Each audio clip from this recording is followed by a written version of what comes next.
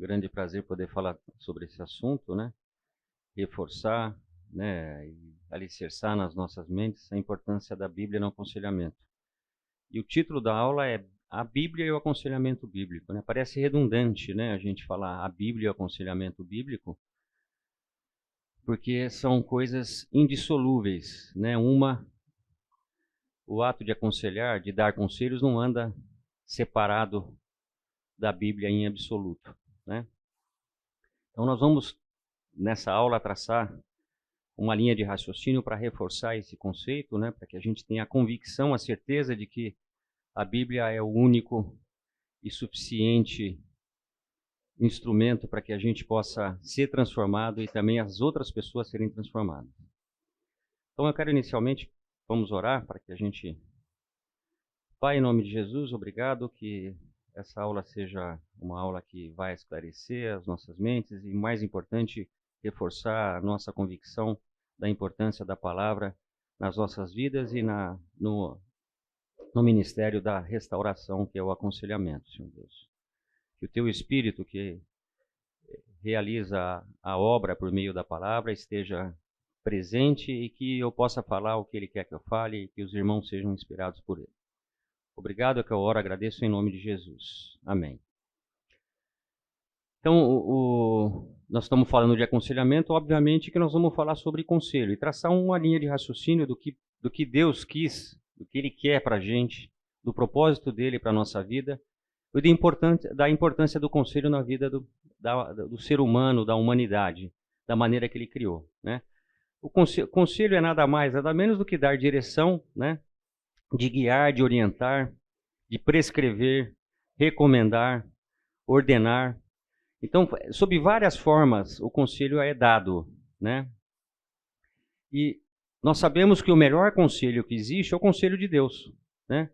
E o conselho de Deus, ele vem por meio da vontade moral dele, que está revelada e escrita na palavra, né? Nas Escrituras, né? Então, eu quero traçar uma linha de raciocínio, obviamente que nós vamos no começo, no que foi, vamos dizer, planejado para a gente na criação, né? Nós vivemos no pós-queda, mas Deus tem um projeto para a gente. Então, vamos ver como é que Deus fez isso, como é que Ele nos criou e a maneira que a gente funciona em relação a isso. Ok? Então, eu vou colocar aqui alguns conselhos que foram dados já no primeiro capítulo e no segundo capítulo, e para que a gente possa relembrá-los, né? Já que a gente está cansado e farto de ouvir isso, né? No primeiro capítulo, na segunda metade do primeiro capítulo e no segundo capítulo, Deus, na maior parte disso, Ele está se relacionando com o homem, né? Ele criou o homem, a sua imagem e semelhança, e Ele está se relacionando, né?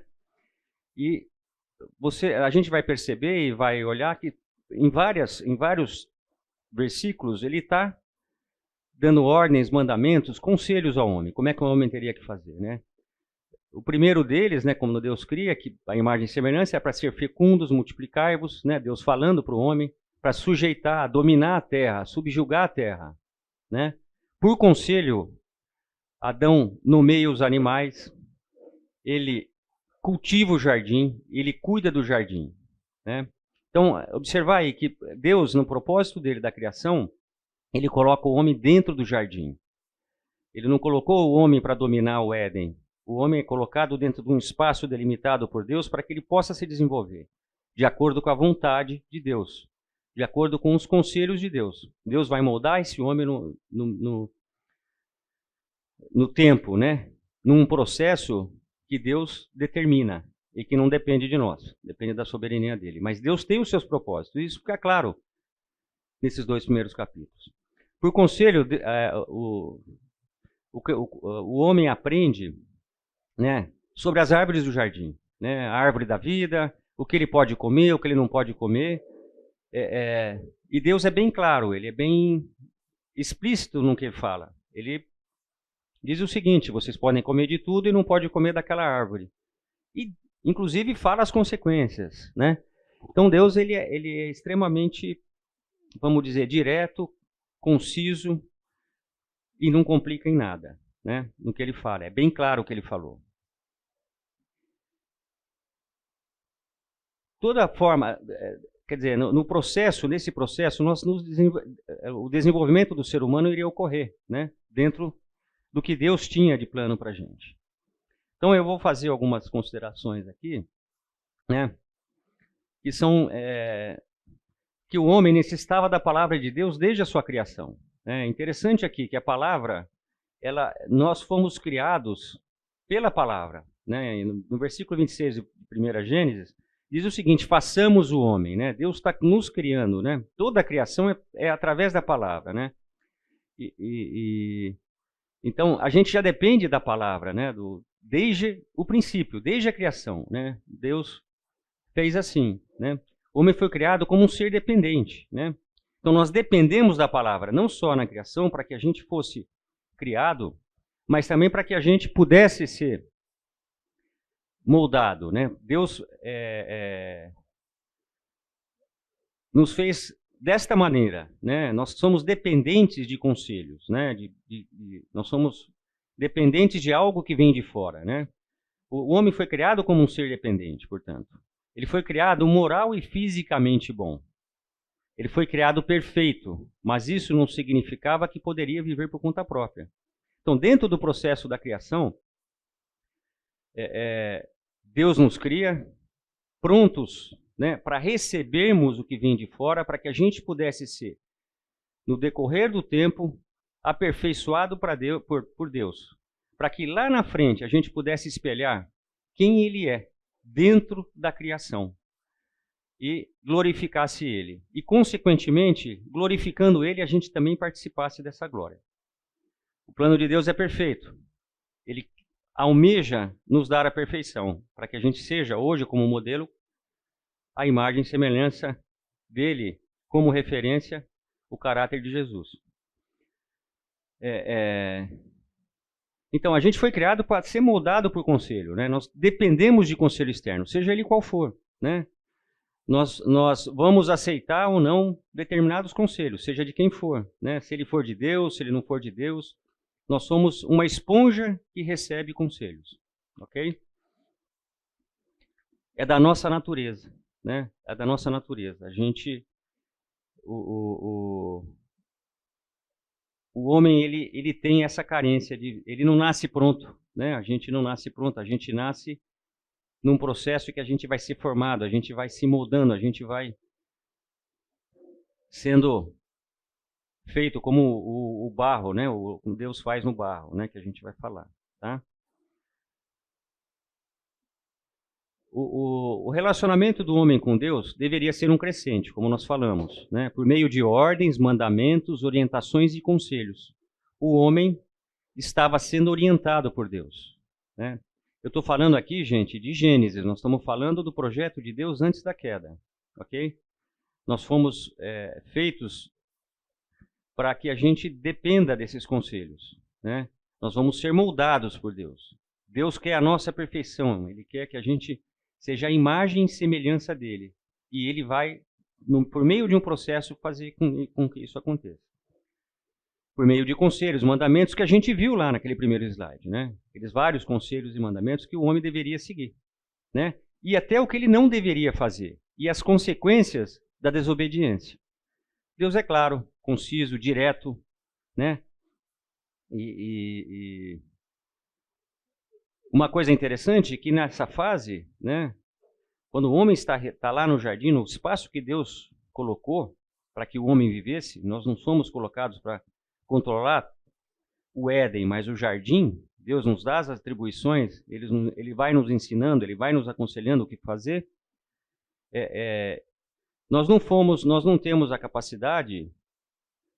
O escopo de Deus é bem claro, né? Então eu acho assim, a gente pode se desenvolver, o orgulho humano, né, o que moveu a queda, inclusive, faz com que a gente ache que possa dominar tudo, inclusive o universo, e isso vai ser impossível, porque Deus delimitou o nosso espaço, né?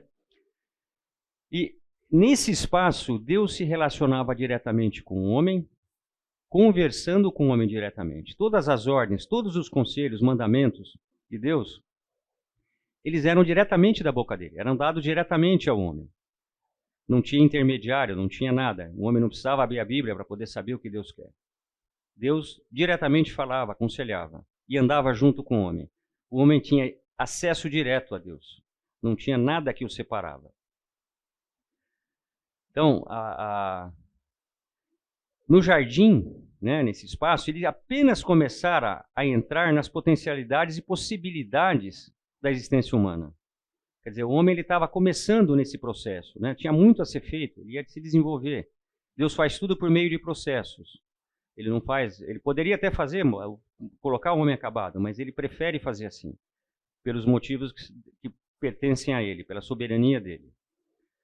E tem um fator que é crucial, né, para que a gente possa...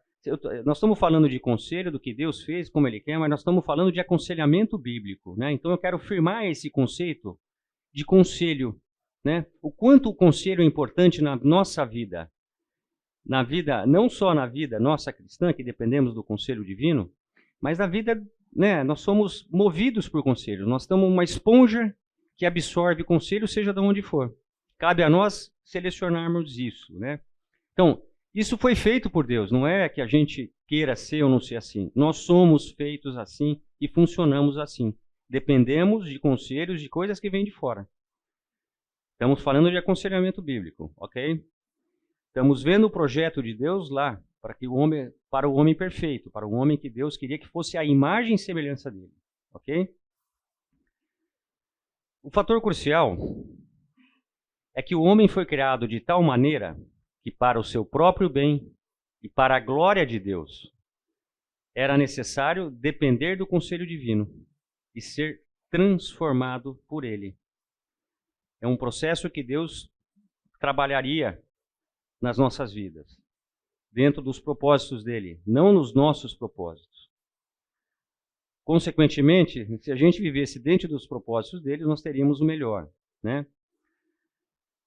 Mas, né, a gente viu o que Deus queria que fosse, da maneira que Ele queria que fosse, mas, né, a gente vai entrar aqui, né, brevemente, rapidamente, para poder linkar os conselhos que tem na Bíblia, para a gente poder entender, né, para chegar no aconselhamento, eu quero ser breve nisso. A gente vê a história da queda. Que o homem dá as costas ao conselho de Deus, né? Ele simplesmente segue o seu próprio arbítrio, né, de poder escolher outro conselho, né? Deus permite que ele possa ele possa ouvir outros conselhos e que ele possa escolher, né? Não foi à toa que nós caímos. Deus permitiu que isso acontecesse, porque ele fez nós com a capacidade também de estudarmos, de aprendermos, de sintetizarmos ideias, raciocínios, chegarmos a conclusões, a um juízo e, consequentemente, dentro desse juízo, escolhermos as coisas que devemos fazer. Para o nosso bem e, principalmente, para a glória de Deus. Então, se o homem tivesse obedecido fielmente ao conselho de Deus, nós provavelmente estaríamos em outra situação. Com certeza estaríamos em outra situação. E o mais importante de tudo, teríamos acesso àquela árvore da vida. Já estaríamos desfrutando da vida eterna. Não teríamos que viver na morte, né, dentro dessa situação. É interessante, eu queria que alguém abrisse Isaías 29:16, que isso se repete na história do homem, né? Que a gente vê as coisas às avessas, né? A gente não vê como tem que ser, né?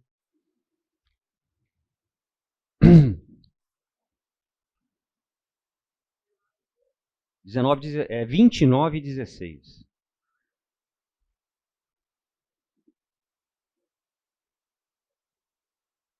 Vocês viram as coisas de cabeça para baixo? Se for possível imaginar que o oleiro é igual ao barro, acaso um objeto formado pode ser aquele que o formou? Ele não me fez, e o vaso poderá dizer do oleiro, ele nada sabe? Interessante, né? Isso daí está acontecendo numa história, né, mais recente do povo de Israel, né, de Judá, mas ela se repete da mesma maneira que se repetiu lá no jardim, né? Vê as coisas pelo avesso, né? E questionar o Criador, né, na verdade. Quando você faz uma escolha diferente do que o Criador quer, quando você segue um outro conselho, deixando o conselho divino de lado, você está justamente vendo as coisas pelo avesso, né? Isso teve consequências lá atrás, mas a gente continua, né, repetindo esse tipo de maneira de funcionar, né? Então, o que o homem fez na queda? Foi simples, ele simplesmente deu as costas ao conselho de Deus e abraçou o conselho do inimigo, de Satanás, né? Seguir o mau conselho foi o grande problema da espécie humana, né? Todas as nossas misérias estão relacionadas a isso, né? O homem ele se tornou culpado, né? Maldito, depravado, corrupto. Essa é a nossa natureza hoje, né? Por conta desse pecado. Nós demos as costas ao conselho de Deus. E fomos seguir um outro tipo de conselho. Ok? Vamos ler rapidamente Gênesis, agora, no capítulo 3, e aí já começa a outra parte da 1, no versículo 1 ao 4. Por favor, alguém pudesse ler. Ora, a serpente era o mais astuto de todos os animais selvagens que o Senhor Deus tinha feito. E ela perguntou à mulher: foi isso mesmo que Deus disse? Não comam de nenhum fruto das árvores do jardim? Respondeu a mulher à serpente: podemos comer do fruto das árvores do jardim. Mas Deus disse: não comam do fruto da árvore que está no meio do jardim, nem toquem nele, do contrário vocês morrerão. Disse a serpente à mulher: certamente não morrerão. É até o pacto? Certamente não morrerão. Aí no 5 ele diz que quando ela comer, os olhos se abrirão e ela poderá ser como Deus, né? Uma grande mentira, né? Ela foi seduzida por conta dos próprios desejos do coração dela, que Deus permitiu que pudessem existir, né? Até para que Deus visse aonde a coisa ia chegar. Deus está trabalhando na nossa vida, a promessa é que a gente ele vai resgatar lá em Gênesis 2 aquilo que ele quer, ok?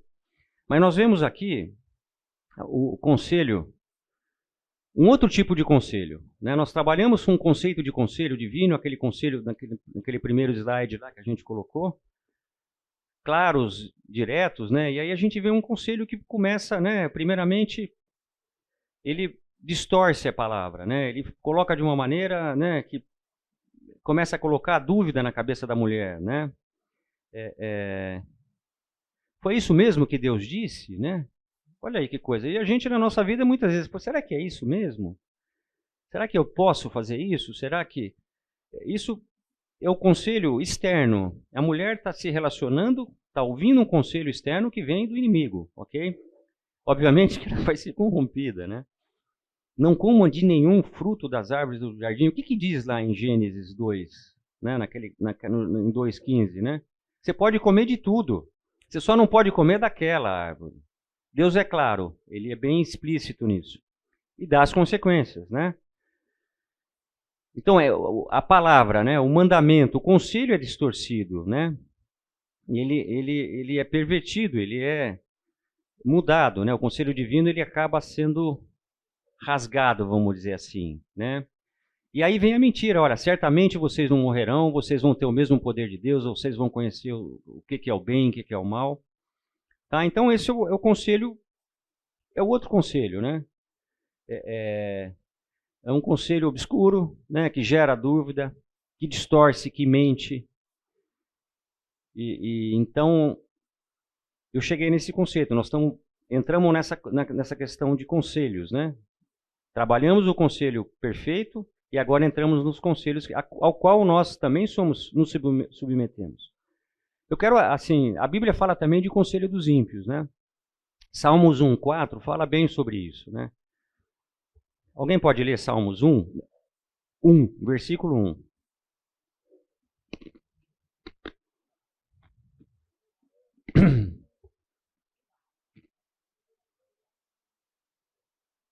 Alguém pode ler em voz alta, por favor, ou eu leio?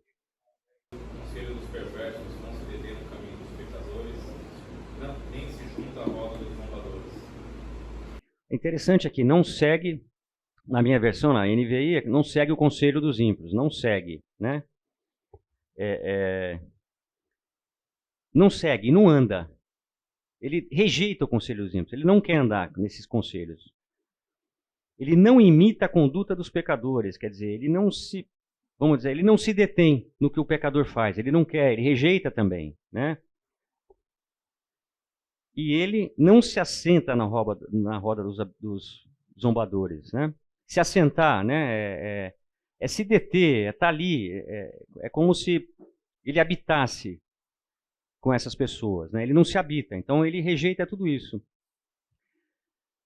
E aí Deus diz o seguinte, ele vai ser abençoado, ele vai ser bem-aventurado, ok? Então esse é um outro tipo de conselho, o conselho dos ímpios, né?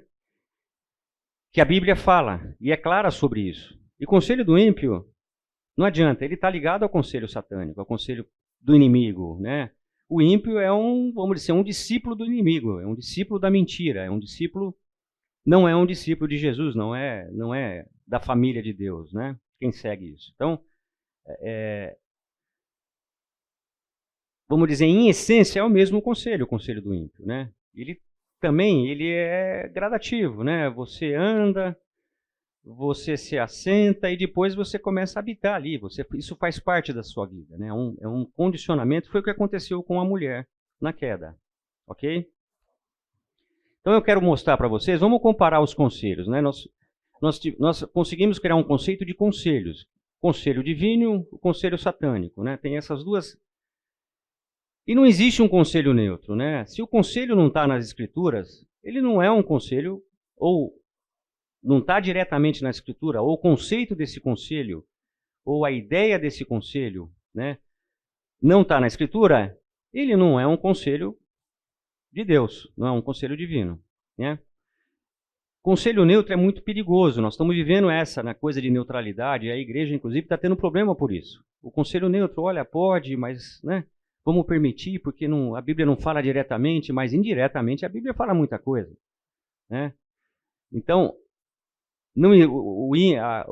das pessoas no mundo, ou a gente é ou a gente não é. Ou a gente segue um conselho, ou a gente segue o outro. A neutralidade é perigosa. Viver em cima do muro vai levar à incredulidade, coração dividido, não tem jeito. É uma coisa que as coisas não tem meio termo, vamos dizer assim. Então, existem dois tipos de conselho. O conselho de Deus e o conselho satânico, de Satanás, vamos dizer assim. Vamos colocar dessa maneira, né? E aqui se enquadra o conselho de Satanás, o conselho dos ímpios, e o conselho do mundo, da cosmovisão atual, do que as pessoas falam a respeito de conceitos, vamos dizer, de cultura, de costumes. Não existe. O que existe de verdadeiro é o que está na Bíblia, né? O conselho de Deus, ok? Nós estamos falando, voltando aí, nós estamos falando de aconselhamento bíblico, ok? Vou reforçar essa questão do conselho. Então vamos lá, o conselho de Deus, por tudo exposto aqui, a gente chega à seguinte certeza e convicção. O conselho de Deus é descomplicado,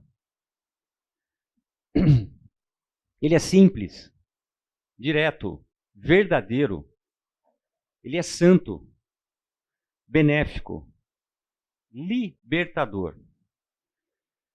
Em contrapartida, o conselho de Satanás, ele é complicado, ele gera dúvida. Nós vimos ali na conversa, logo na queda, no 3º capítulo, os primeiros versículos, a maneira que a conversa ela é uma conversa gostosa, agradável, né? Olha, só vai ter bem, isso é tudo bobagem, você se privar disso, né? Ele não quer que você seja igual a ele, você pode ter poder, você pode ter o do melhor, comer da fruta gostosa, porque aquela fruta é muito gostosa, né? Tanto que depois, na sequência, vindo que a fruta provavelmente tivesse um paladar bom, isso também seduziu a mulher, né?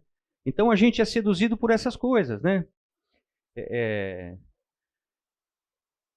Então ele é complicado, né? Ele não é claro, ele gera dúvida, ele é confuso, ele distorce a verdade, portanto, ele é mentiroso, ele é maligno, ele é demoníaco e ele é escravizador, né? O pecado nos leva à escravidão, né? Então, nós temos esses dois conselhos, né? A gente não tem muito o que pensar sobre isso. E a gente está falando do quê? De aconselhamento bíblico. Para quê? Para reforçar o conceito do que o tema está falando, a Bíblia e o aconselhamento bíblico.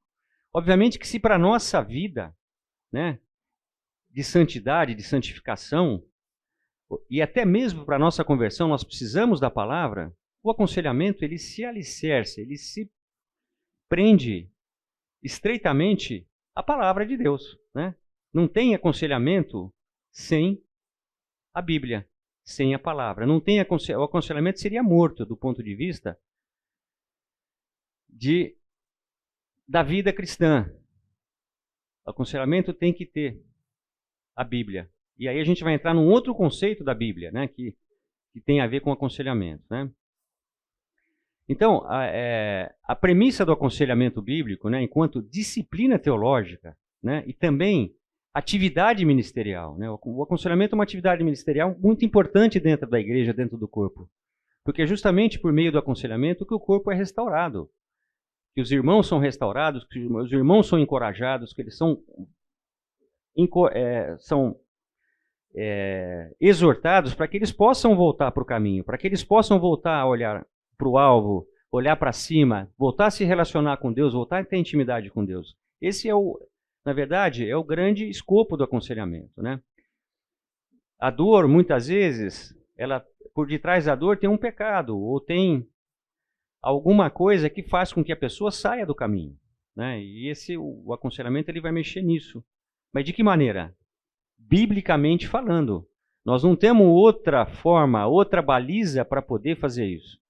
Nós só temos a Bíblia, ok? Então aqui tem dois conceitos importantes que está colocado aqui, que são a base, né, do que nós vimos aí, do exposto em relação ao que aconteceu na queda, do que é o conselho de Deus, né, como é que Deus criou a gente, como é que Ele queria que fosse, o que aconteceu. E daqui para frente, o que nós temos? Nós temos tudo o que é necessário para fazer o que tem que ser feito, né, dentro da igreja em relação à restauração das pessoas, né? Então, esses dois conceitos são importantes e a gente vai falar um pouco sobre isso, né? Em consequência da queda, por conta de um conselho que direcionou o homem contra a vontade de Deus, o pecado é o maior problema do homem. Vocês têm dúvida disso? Eu acho que ninguém tem dúvida disso, né? O pecado é a fonte de todos os problemas do homem, né? Muitas vezes até problemas orgânicos, ok? Por uma questão de falta de domínio próprio, né? Qualquer sistema que promova a capacidade do homem para restaurar a si mesmo é falho, porque ele não pode se acertar com Deus por sua própria vontade ou sabedoria. São dois conceitos importantes aqui que balizam o aconselhamento, né? Nós estamos submetidos ao pecado por conta temos um coração hoje enganoso, corrupto, né? Depois da queda, que somos movidos por desejos cobiçosos, por desejos pecaminosos, né? Por vontades que muitas vezes fogem ao nosso controle. E a gente não tem condição, por nossa conta própria, de dominar isso. Mas nós temos tudo o que é necessário para isso. Não só para confrontar, para restaurar, mas para que a gente possa levar uma vida santa, em santificação. Ok? Então tem um versículo que fala muito bem, que explora bem essas duas ideias, né? Romanos 3, 23 e 24. Ele vai falar bem sobre isso, e que está falando sobre essa, e que é a fonte, né?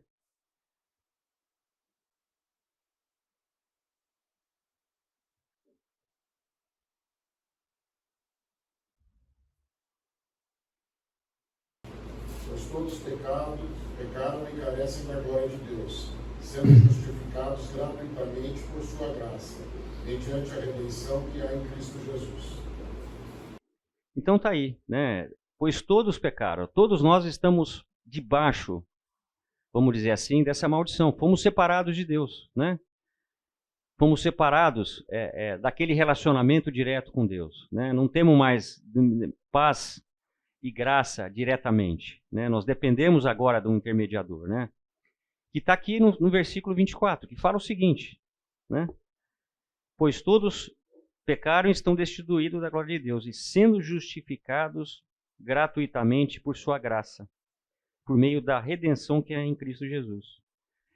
Então, nós precisamos desesperadamente, né, para que a gente possa levar uma vida santa e também para que a gente possa ser restaurado, de algo muito maior e que a gente não tem como controlar tudo isso, né? Algo que Deus mesmo providenciou para que a gente pudesse ter esse acesso. A gente vai falar mais sobre isso, que é muito importante, no aconselhamento. Ok? Agora a gente vai entrar na linha. Então, eu separei aqui um textinho do John Piper, que é muito bacana, muito legal. Vamos refletir em cima dele, né? Então, nós vamos entrar aqui. Então, o aconselhamento bíblico é o uso da linguagem centrada em Deus, saturada de Bíblia e sintonizada com o emocional, para ajudar as pessoas a se tornarem devotadas a Deus,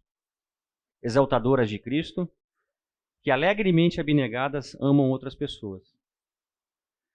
Então, aqui, ele resume aí, mais ou menos, o escopo do aconselhamento, né? A gente está falando de conselho, os conselhos que tem, aconselhamento, a forma que nós, seguir o mau conselho nos causou, como é que a gente pode voltar para o eixo, né? De que conselho a gente depende, né? Para voltar para o eixo. Nós sozinhos não conseguimos, né, obedecer esses conselhos, a gente precisa de algo muito maior, nós precisamos de algo que vai fazer com que a gente tenha capacidade para poder obedecer esses conselhos, né? Então, o aconselhamento, na verdade, ele funciona da maneira... A gente vai ministrar a palavra, né? O conselho de Deus e a sua vontade, né? E a gente sempre vai falar isso em verdade e em amor, né? Para todos os que precisam de conselhos, né? Então, não dá para separar aconselhamento e Bíblia, né? Não tem outra forma. Então, o aconselhamento é bíblico, mas antes dele, por ser bíblico, né? Nós sabemos que a Bíblia nos leva sempre em direção ao Salvador, ao Redentor. Por quê? Porque nós somos desprovidos de qualquer capacidade de providenciar algo que vai fazer com que a gente possa ser perdoado por Deus, né? E Deus mesmo providenciou isso, né? Por meio do seu Filho, por nos amar tanto, né? Por saber em que posição que nós nos encontramos dentro desse processo que a gente está passando ainda, que Deus está trabalhando ainda na humanidade, Ele vai cumprir o que Ele quer cumprir, mas a gente não consegue andar com as nossas próprias pernas se a gente não tiver dependente da graça. Então, o aconselhamento, a gente vai vendo, a gente vai conseguindo entrar aí, que a Bíblia, ela é, vamos dizer, o baluarte do aconselhamento, e nós vamos usar tudo que tem na Bíblia para que o aconselhamento seja feito, né? E isso, paralelamente, corre nas nossas vidas, né? A gente também usa tudo que está na Bíblia para que a gente possa. Então, a gente precisa de um Salvador, a gente precisa de um Redentor, né? Primeiramente, para que a gente possa ser perdoado por Deus, né? Segundo, para que a gente possa entender qual é a vontade de Deus para as nossas vidas, visto que nós já não vivemos mais diretamente com Deus, nós somos afastados de Deus. Nós precisamos de um intercessor, nós precisamos de alguém que faça isso para a gente, né? Então, nós vamos ver que o Espírito Santo é quem faz com que a gente entenda o conselho de Deus, né? Então, a gente começa a se cercar de se apropriar, na verdade, né, do que a Bíblia nos fala a respeito disso. Então, a Bíblia ela vai se tornando cada vez mais importante nesse mecanismo. A indissolubilidade é impossível, né? Nós não temos como, por exemplo, importar ideias do mundo para poder fazer um aconselhamento, não. O aconselhamento é bíblico, puramente bíblico, centrado em Cristo, na redenção, na graça, ou ele não é bíblico. Se você começar, é o que a gente falou de conselho neutro, não, porque pode fazer, ele deixa de ser um aconselhamento bíblico.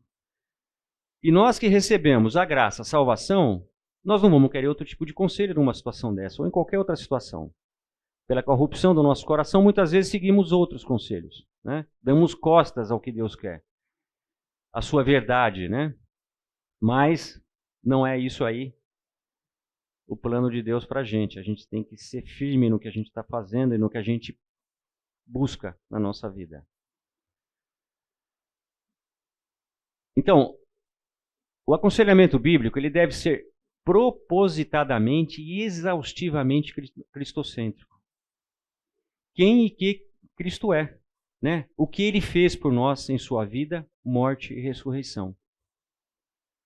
O aconselhamento cristão enfatiza que Cristo está fazendo por nós hoje com sua intercessão junto à direita do Pai e o que ele fará para nós no futuro.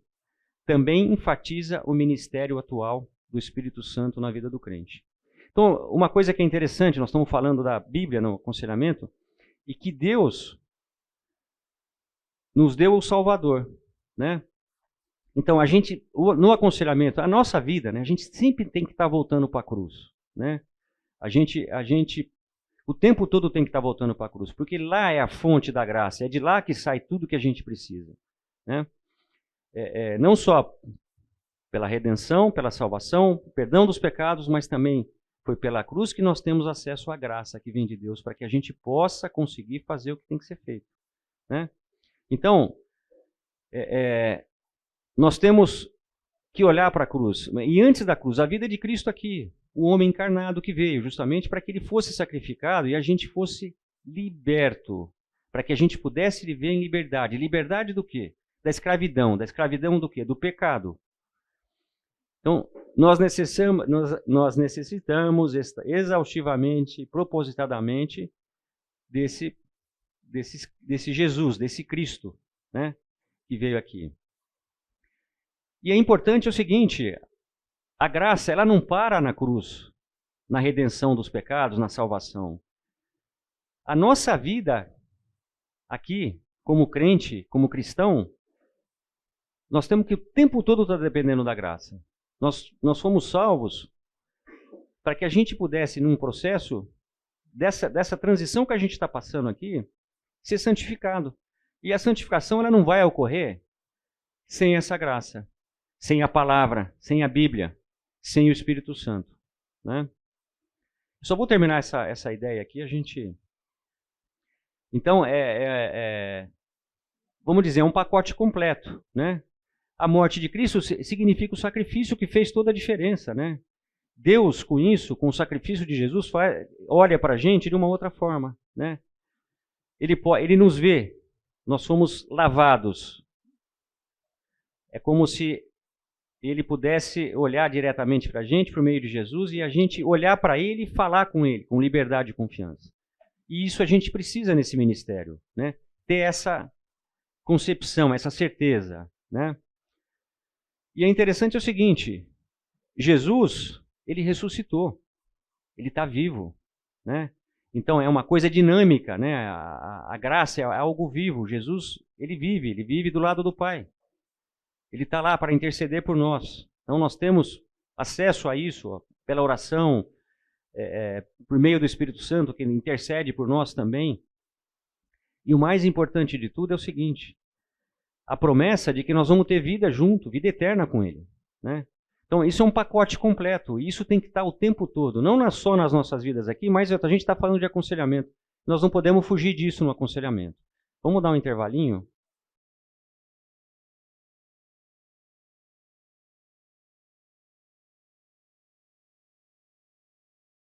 Voltando, né, a gente estava falando da cruz e tudo que a cruz nos proporciona é por meio da graça, né? Então, Deus, dentro da sua soberania, do seu amor, Ele nos dá tudo o que é necessário, né? Nós não precisamos, a gente tem todos os instrumentos necessários, tudo que vale a pena usar. Eu sempre estou falando de aconselhamento, mas é na nossa vida, né? Na vida do cristão, na vida do crente, na vida cotidiana mesmo. Isso no aconselhamento é muito importante, né? Então eu vou colocar, acho que foi um dos únicos versículos que eu escrevi para que a gente pudesse meditar um pouco nele, né?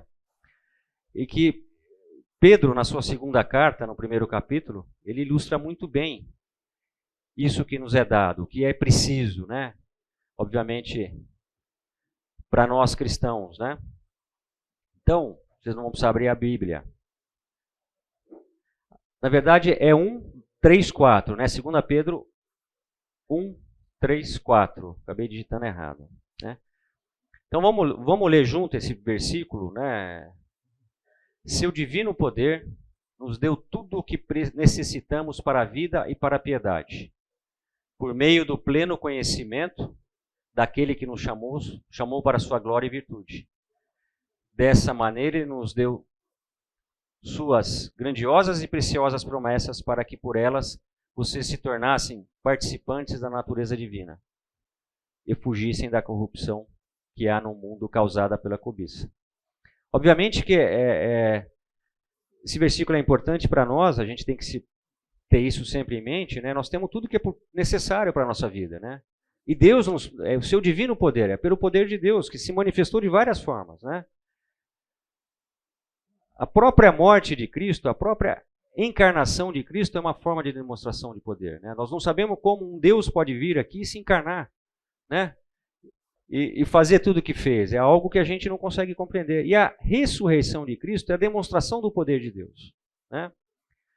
Cristo vivo está. E por isso nós temos a esperança que grandiosas e preciosas promessas de podermos ir à frente, né? E tudo que nós necessitamos para a vida e piedade. Ele nos deu a palavra, o Salvador, ele nos deu a igreja, ele nos deu a própria Bíblia, né? Ele nos deu o Espírito Santo. Então, Pedro aqui, ele coloca de uma maneira, em 2 versículos, o que nós precisamos, né? O que Deus nos dá dentro dessa vida, desse plano que ele tem para a gente, né? Nós não estamos órfãos do que a gente tem. A gente tem que ter a certeza de que tudo que é necessário está ao nosso alcance. Obviamente que precisamos ter perseverança, precisamos buscar, querer fazer isso. E aí entra lá no que aconteceu lá no começo da Bíblia, né? Mas Deus sabe o que Ele quer e nós vamos chegar onde Ele quer que a gente chegue, né? Mas é importante isso, a gente tem o Salvador, a gente tem a Bíblia, nós temos a igreja e o aconselhamento, ele tem tudo isso, né? E nós usamos essas, vamos dizer, essa força, esse poder, para que tudo possa ser feito, né? O aconselhamento, ele é dependente disso. Não tem outra forma de aconselhar uma pessoa se você não tiver isso em mente, né? Até porque nós, como conselheiros, somos meros instrumentos, não somos mais do que isso. Vamos falar um pouquinho, né?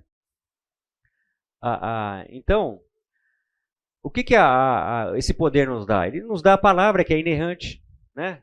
Que é suficiente, detentora de autoridade e fonte inesgotável de sabedoria. Então, a palavra, a Bíblia, né? Nós temos tudo isso na Bíblia, que é a vontade, né, moral de Deus, revelada para que a gente possa ter acesso ao que Ele quer, né? Descobrir qual é a vontade, né, de Deus, né? Deus nos dá o Espírito, né? Sem o Espírito nós não vamos a nenhum lugar, né? Ele não só nos deu, Ele habita em nós, né? Ele é o nosso conselheiro, né? Jesus diz sobre isso, que Ele é o nosso conselheiro. E nos dá a oração como um meio dinâmico de se encontrar Deus, né? Então é uma forma da gente... O que a oração faz? Com que a gente se relacione com Deus diretamente. Nós temos acesso em liberdade, com confiança a esse Deus maravilhoso, por meio de Cristo. E a oração é o momento que a gente tem de, vamos dizer, estreitar a nossa intimidade com Ele, de se relacionar com Ele, de nos abrirmos com Ele, e Ele se agrada disso, né? Então é uma força que nos é dada, né? Por que a oração é uma força, é um poder? Porque nós temos acesso livremente ao Pai, nós precisamos de ninguém para ter acesso ao Pai. Então entra dentro desse escopo também. Então eu quero entrar num conceito aqui, bater nesse conceito para que essa convicção fique, porque o título da aula é Bíblia e Aconselhamento, né? É muito importante para o conselheiro, para o aconselhado, que ele tenha, que algumas convicções, algumas coisas sejam fortes na vida dele, né? Na vida de cristão, na vida de seguir o rumo da santificação, de estar no caminho, né? Primeiramente, do ponto de vista de vida e de aconselhamento, não tem nenhum outro material superior, né, que o mundo tem a oferecer para que a gente possa desenvolver essas atividades. Não existe, né? Não existe outro conselho, não existe outra forma da gente poder desenvolver, da gente poder crescer. E a gente sabe disso, lá no fundo do nosso coração a gente sabe, porque nós temos essa necessidade, né? Então eu quero bater num conceito aqui, que nós precisamos ter, né, para a nossa vida cristã, e o aconselhamento se baseia nisso de uma forma muito sólida, que é ter uma consciência, ter uma certeza de que a suficiência das Escrituras, que a Escritura por si só é suficiente e que ela tem tudo que a gente necessita, né? Então, a suficiência das Escrituras é uma doutrina bíblica, né? Obviamente que na nossa vida cristã, como na vida do aconselhamento, nós já vimos a doutrina do pecado, da encarnação, da salvação, e são várias doutrinas. Mas é o seguinte, todas essas doutrinas vão ser fortes, pungentes, se a base de todas as doutrinas, que é a suficiência das Escrituras, sejam bem reconhecida, bem sólida no nosso coração. Essa certeza que vem, né, do que Deus quer para a gente, do quão, né, santo Ele é, né, conhecer quem é Deus para que a gente possa ter essa... Então não dá, a Escritura, ela tem tudo o que é necessário, mas nós precisamos acreditar nisso aí. Eu preciso acreditar, eu preciso ter a fé, a confiança de que ela vai fazer tudo o que é necessário, independente do resultado, né? Eu não sei qual vai ser o resultado, mas eu sei que o melhor resultado está no conselho de Deus, está no que Deus quer, na vontade revelada de Deus para mim, né? E eu sei que, mesmo eu não conseguindo compreender, eu sendo confrontado, sendo estimulado à mudança, sendo cuidado, eu sei que eu não posso sozinho, eu preciso de algo que vem de fora. Mas Deus também deu outro recurso, o Espírito habita dentro da gente, né? É Ele que vai fazer a gente interpretar a palavra, né? Então, esse recurso que nos é dado por meio da palavra, o Espírito Santo, é tudo para o aconselhamento, né? Então, o conselheiro, o que o conselheiro é? Ele é um mero pregador da palavra, né? Obviamente que o conselheiro, eu vou falar um pouco depois, as responsabilidades de ser conselheiro, né? A primeira delas é essa. Antes do aconselhado ter essa convicção da doutrina, da suficiência das Escrituras, o conselheiro precisa ter. Eu não posso pregar o conselho de Deus, eu não posso pregar a palavra se eu não tenho essa certeza, se isso não é o meu, assim, a minha grande vontade de cumprir o que Deus quer, né? Então isso é uma condição sine qua non para você ser conselheiro. E você precisa conhecer as Escrituras, você não pode aconselhar sobre um determinado assunto se você não conhece. Como é que você vai pregar a palavra para o irmão que está necessitado se você não conhece sobre aquele assunto? Se você não pregar, quem vai fazer o serviço? Você é um instrumento de pregador, né? Você funciona como um instrumento, né, na mão de Deus para santificar a vida de um irmão. Se você não pregar a palavra, para você se converter, você precisa ouvir a palavra. E para você ser restaurado, você também precisa ouvir a palavra de uma forma responsável, né, de uma maneira que o assunto que vai ser abordado, o conselheiro conhece em profundidade, né? Mas quem vai fazer a obra, quem vai transformar o irmão é o Espírito Santo. Ok? Então nós vamos pegar rapidinho aqui. É interessante que a suficiência da Bíblia, né? Eu acho que tem 3 conceitos que são importantes, que a gente vai dar uma entrada na palavra, né, para falar um pouquinho. E uma passagem qualifica e suplementa a outra. Vamos parar nesse primeiro tópico aqui, né? A Bíblia, ela é qualificada por ela mesma. Ela é como se ela desse autorização do que ela mesma é, né? Ela autoriza, ela é autoridade sobre ela mesma, né?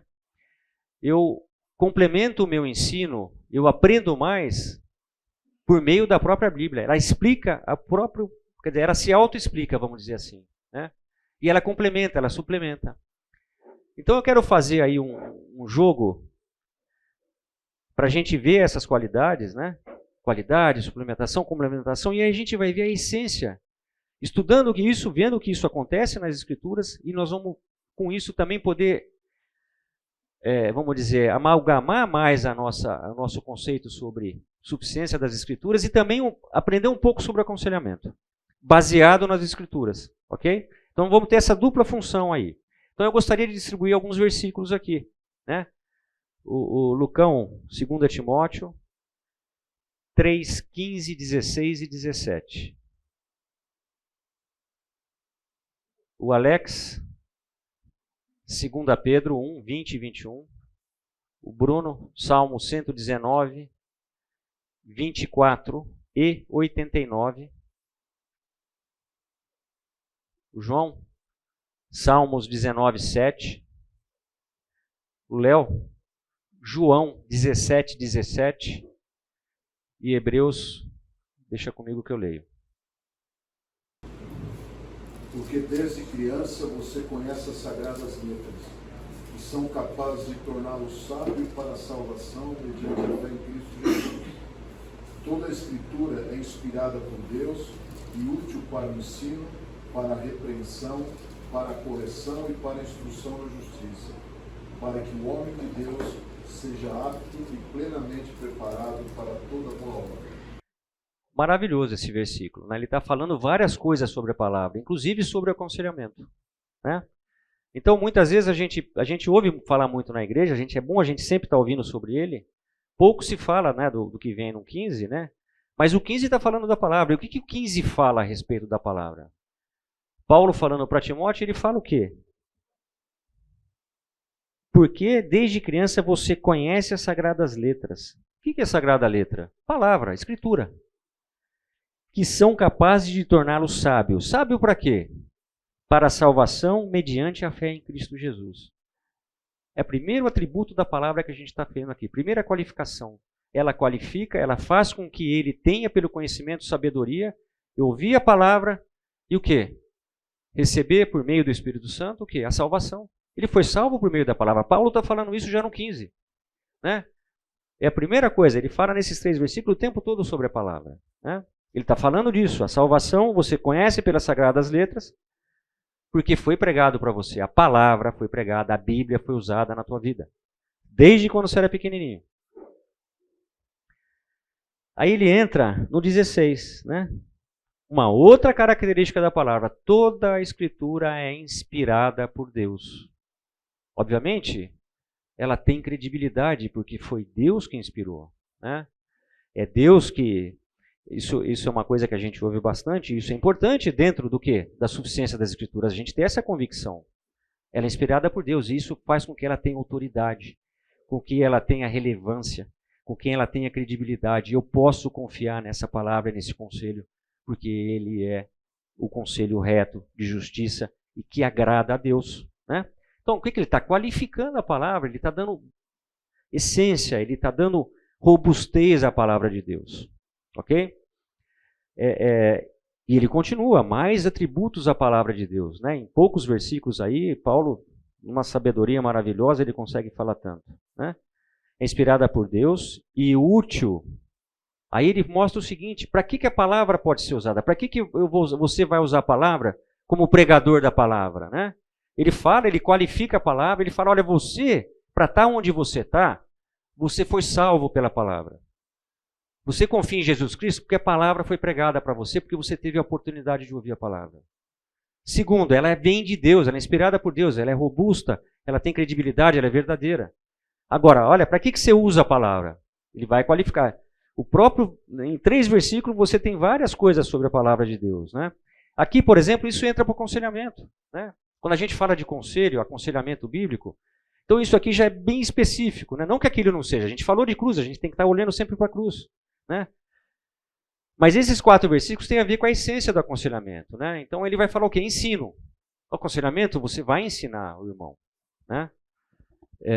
Você vai estar ensinando, você vai estar instruindo o irmão. Né?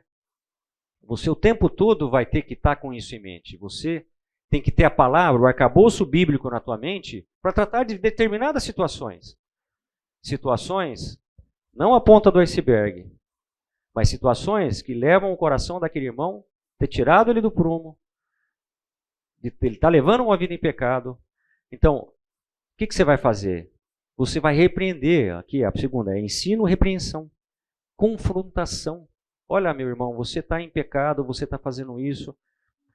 Olha, o teu problema é temor, você tem que voltar ao seu temor, a sua visão para Deus. Quer dizer, o aconselhamento é multidisciplinar. Mas a base do aconselhamento, o que é? A suficiência da Bíblia. Eu preciso dessa certeza. Esse é o remédio. Esse é o remédio, a medicação espiritual. Não existe outra. Não adianta importar de fora. Está tudo aqui, no livrinho preto. Não tem outro livro. Né? Então aqui nós estamos vendo 4 atributos da palavra. Ensino, repreensão, correção e instrução. Né?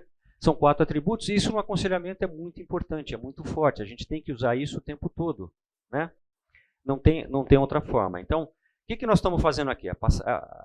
Uma passagem qualifica e suplementa a outra. Nós estamos na mesma passagem ainda, em 3 versículos diferentes, mas que se qualificam. Os atributos da palavra, pregação para salvação, conhecimento, a autoridade da palavra, para que ela serve, né? E qual que é o objetivo final da palavra, né?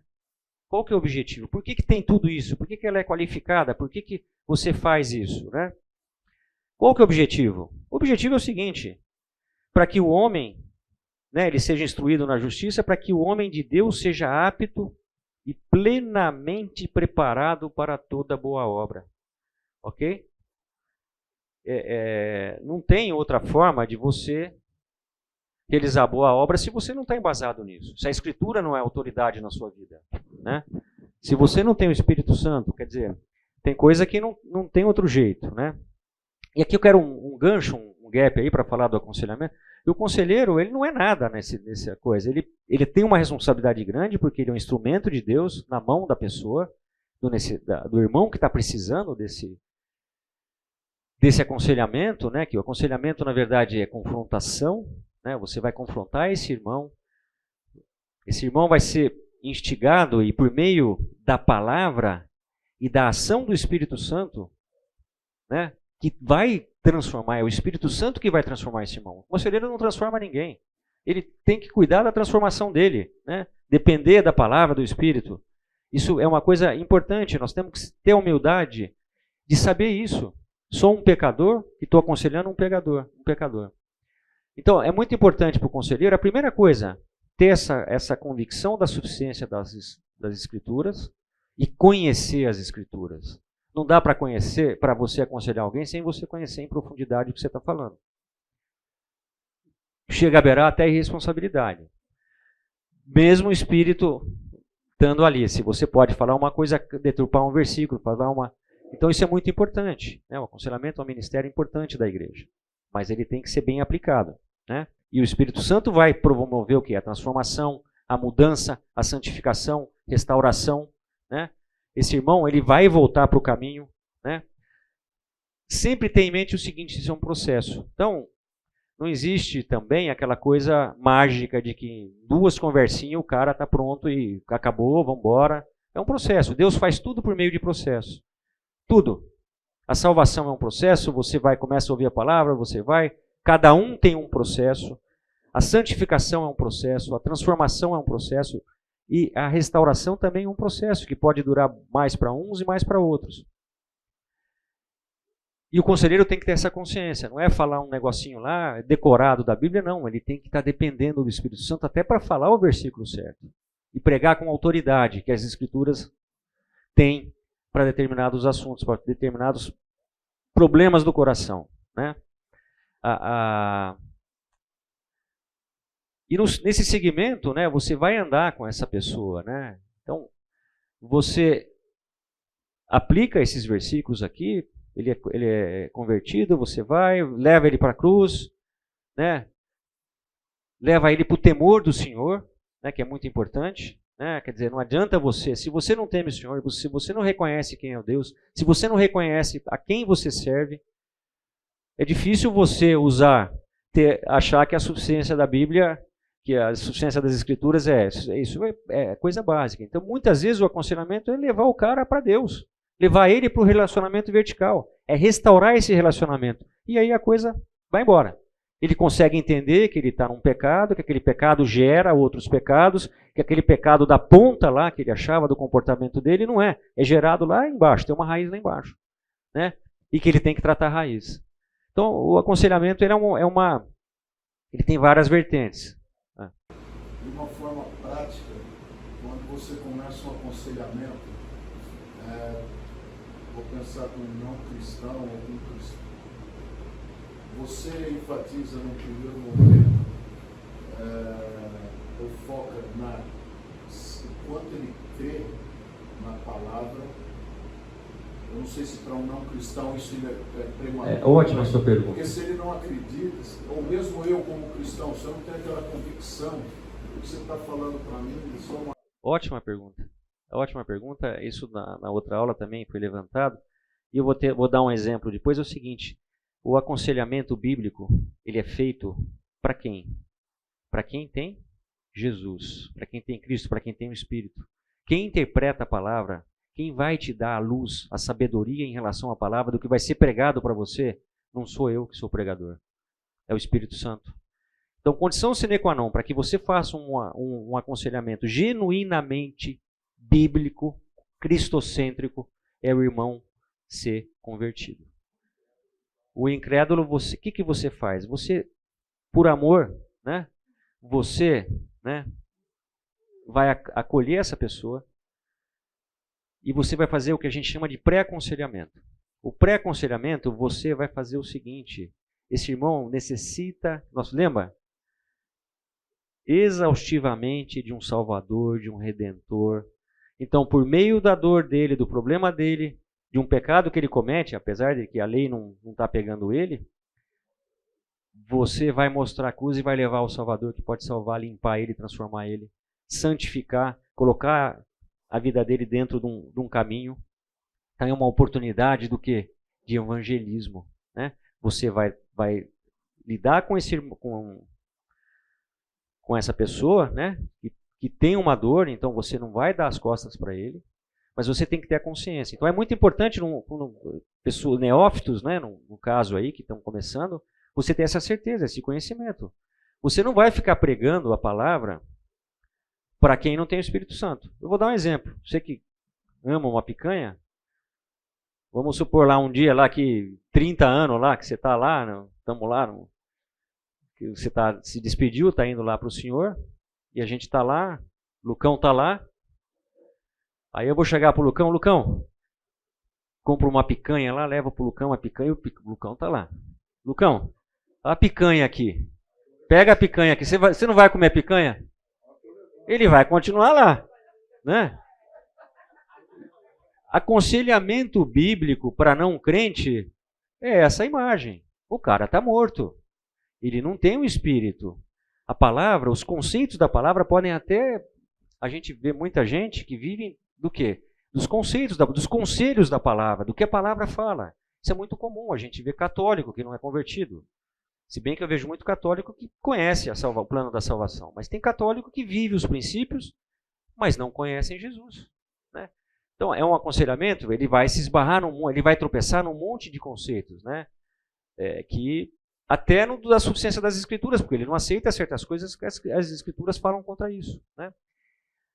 Não é a questão de que a gente vê uma boa parte de irmãos que estão no aconselhamento que estão contaminados, com a mente contaminada por essa cosmovisão que a gente tem. Que é uma cosmovisão, seja ela qual for, moderna, pós-moderna, essa ideologia. Então, isso está acontecendo na igreja, a gente não pode negar isso, que a igreja está sendo invadida, infelizmente, por esses tipos de visões, de cosmovisão. E a gente tem que ser firme nisso, e no aconselhamento, muitas vezes a gente tem que ser firme, duro.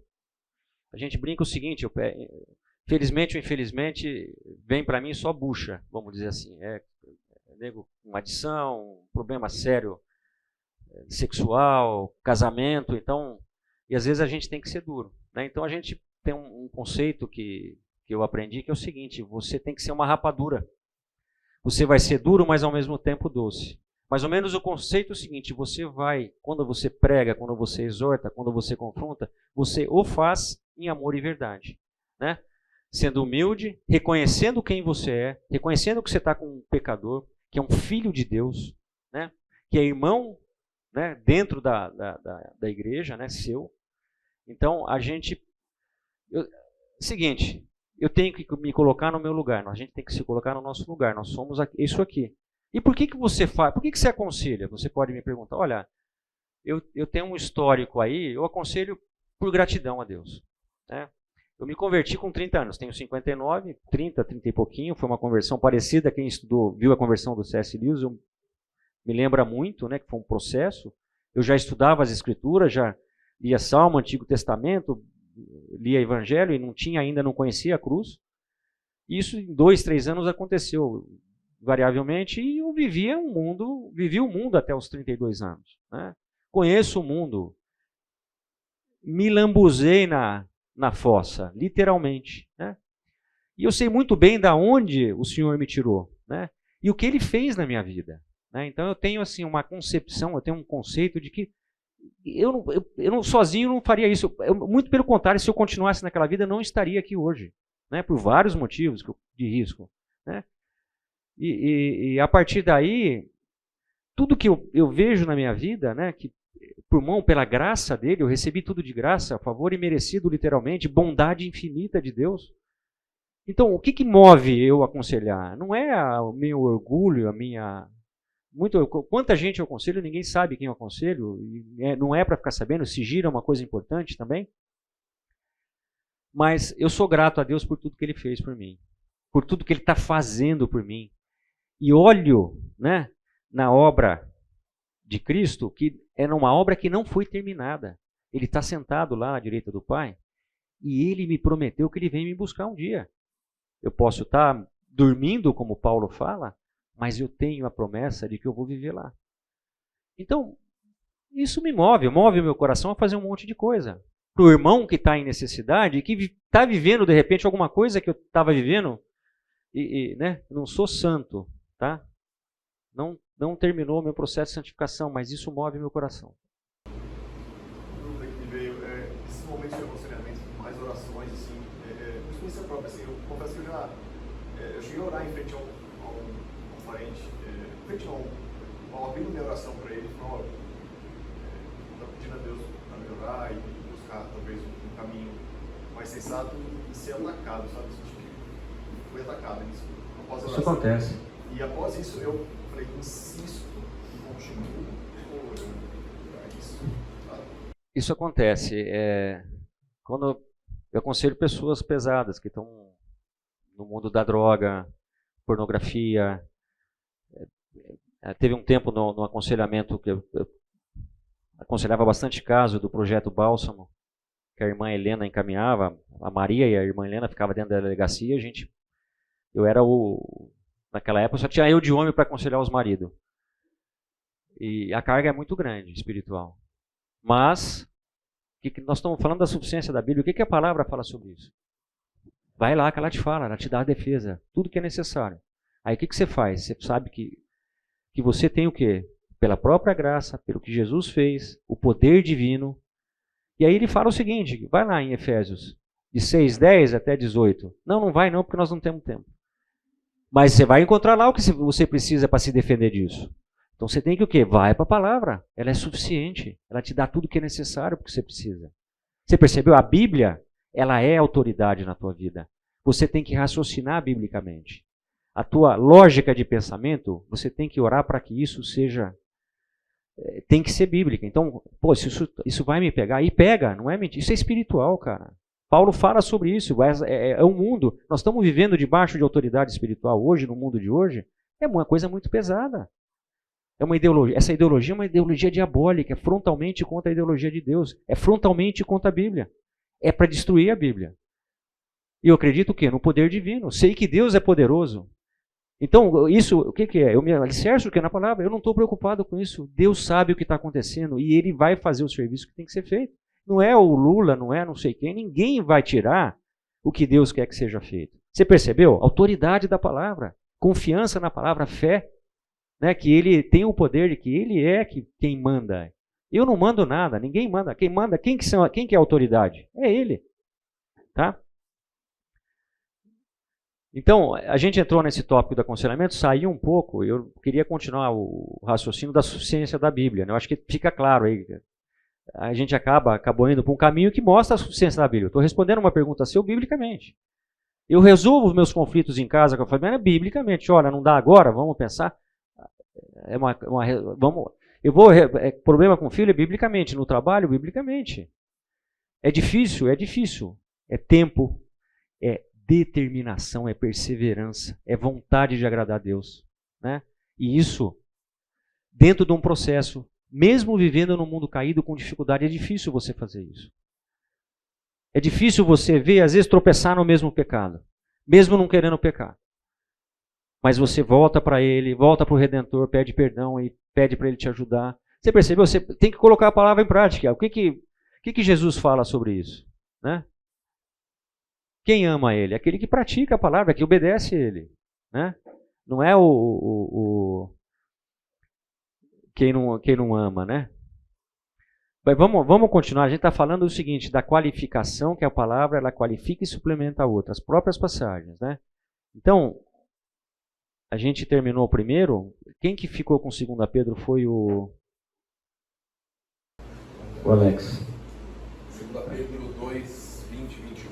Antes de mais nada, saibam que nenhuma profecia da Escritura provém de interpretação pessoal, pois jamais a profecia teve origem na vontade humana, mas homens falaram da parte de Deus, impelidos pelo Espírito Santo. Ele qualifica, por exemplo, é um apóstolo falando a mesma coisa que o outro apóstolo fala, e ele acrescenta alguma coisa a mais, né? Ela foi inspirada por Deus, escrita por homens. Olha, ele está explicando, foi escrita por homens. Só que é o seguinte, foi ele que inspirou. Por meio de quem? Por meio do Espírito Santo. É o Espírito Santo, é a obra do Espírito Santo, né? Então, é uma complementação, é um versículo complementando o outro. E aqui, reforçando esse conceito de palavra inspirada por Deus, que é o seguinte, autoridade, credibilidade, verdade, quer dizer, para a gente poder se apegar nisso, né? Então, nós estamos falando de suficiência das Escrituras, ok? Que tenham aí, que é o que a gente usa para aconselhamento. Então, o Salmo 119 foi o Bruno, né, Bruno? É o 24 e 89. Sim, os teus testemunhos são o meu prazer. Eles são os meus conselheiros. 24, 89.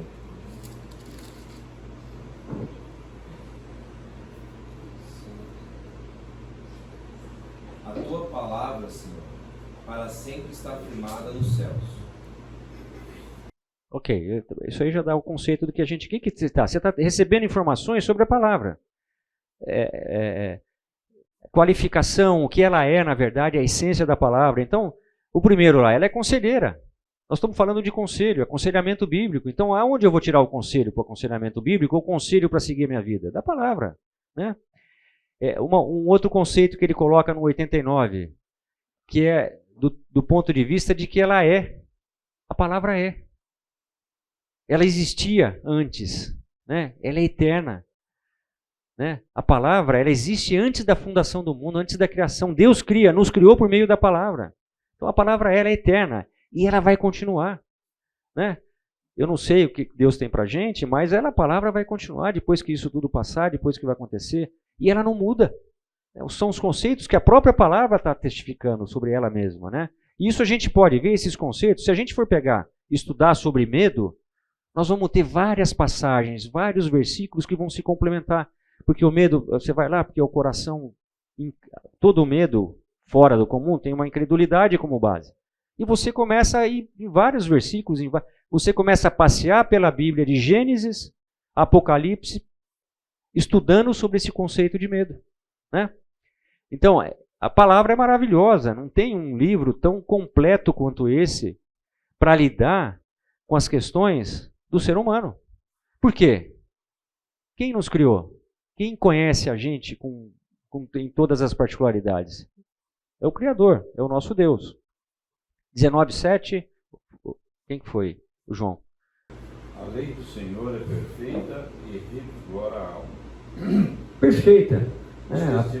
Continuando. Os testemunhos do Senhor são dignos de confiança e tornam sábios os inexperientes.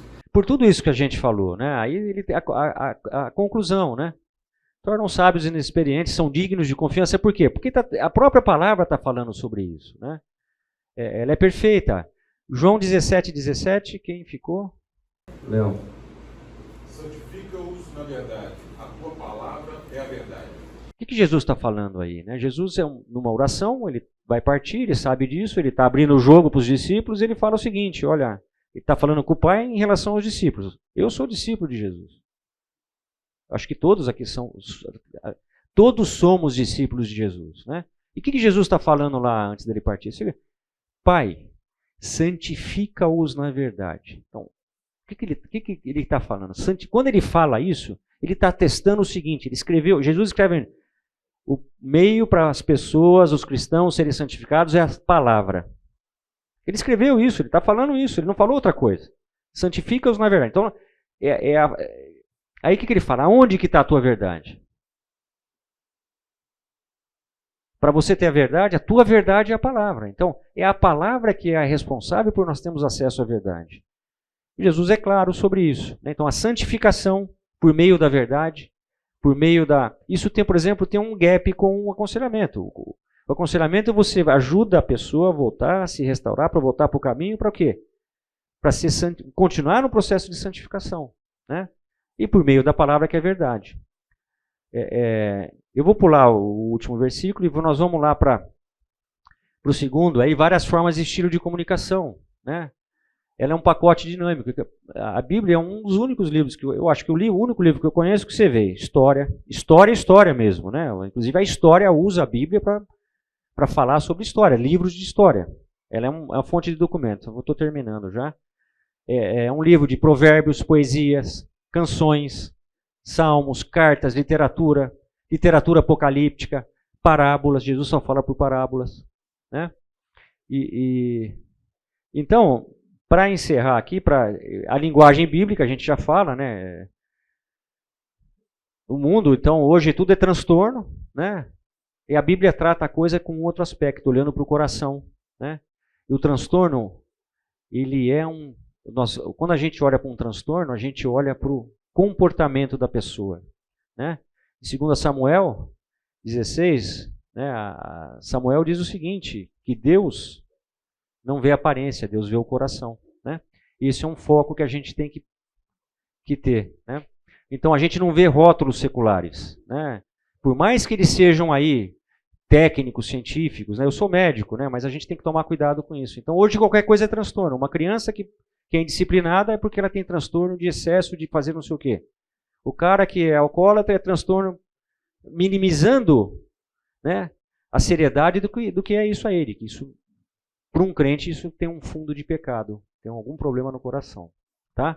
Para encerrar agora,